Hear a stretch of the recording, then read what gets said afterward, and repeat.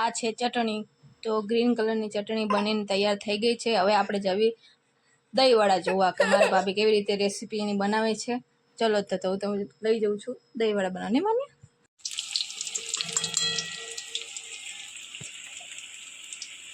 કેટલા મિનિટ સુધી રાખવા પડશે?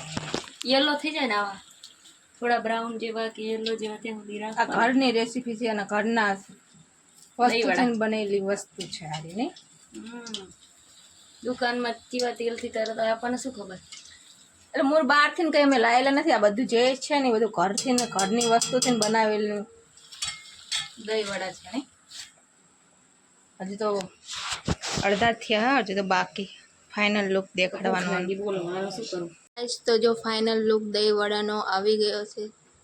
દહીંવડા ને જો આ ચટણી ઘરે બનાવી, આ એ ઘરે બનાવી અને આ એ ઘરે, આ બધું ઘરેના સામાનથી ઘરે જ બનાવેલું છે અમે.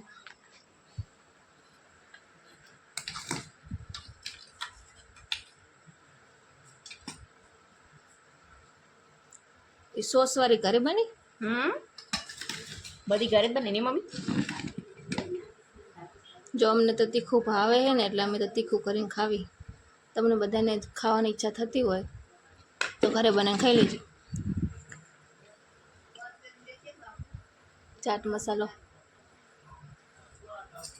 જોઈ લો. અમારી ડીશ તો તૈયાર થઈ ગઈ. તમને પણ ઈચ્છા થાય ખાવાની તો ઘરે બનાવીને ખાઈ લેજો. અમારા ઘરે ખાવા આવતા નહીં.